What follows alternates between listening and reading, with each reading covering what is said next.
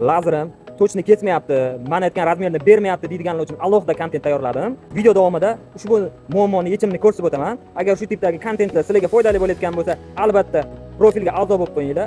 Sizlarda bo'layotgan muammoni kommentariyada yozib qoldiringlar. Lazer bor, tanishinglarga sekin yuborib qo'yinglar. Biz esa boshladik. Buning uchun hozir aniq razmerli 4 sm, 40 mm aylanib chizib olamiz va kesishini ko'rib chiqamiz.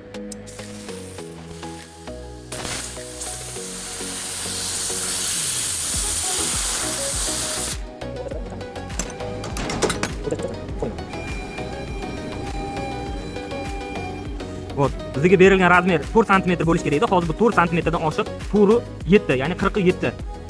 Shuni hozir qanaqa to'g'rilashni ko'rib chiqamiz. Bu muammoning yechimi ikkita narsadan iborat. Birinchisi, ko'pchilik bilmaydigan, lazerda nuri taxminan 8 sotkadan 1-2 desetkacha bo'lgan qalinlikda hajmni egallab oladi. Sizga detalni tashqi tomoni kerak bo'lsa, detalni ichidan kesasiz.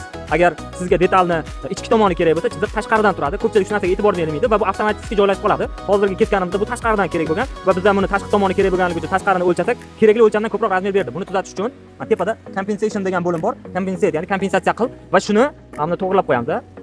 0.1 darajasigacha. Va buni ichkaridan qilamiz. Inner shrink, outer shrink. Bosamiz.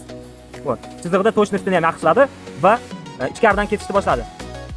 Xo'p, mana chiziq, mana strelka ko'rsatibdi. Ichkaridan bizga mana yashil chiziq chiqish kerak bo'lgan detal hajmi. Bu birinchi muammo va hozir shuni yechimini ko'ramiz.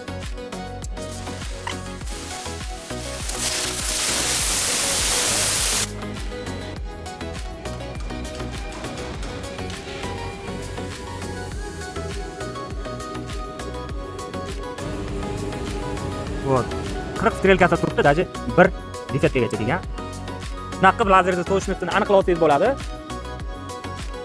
Ikkinchi sababi esa lazerda motorlarda luft bo'lishi mumkin. Bu narsani parametrlar ichdan to'g'rilanadi va kompensatsiya beriladi. Agar ko'p kesadigan bo'lsa, masalan, 3 metr da ketsangiz, sizga 3 metr emas, 298, 296 la bersa, kompensatsiya berib to'g'rilashingiz mumkin. Bu muammoni tuzatish sizga foydali bo'lsa, kerak bo'lsa, pastda lazer so'zini yozib qoldiring. Keyingi videolarda даже shuni to'g'rilashni ham ko'rsatib o'tamiz.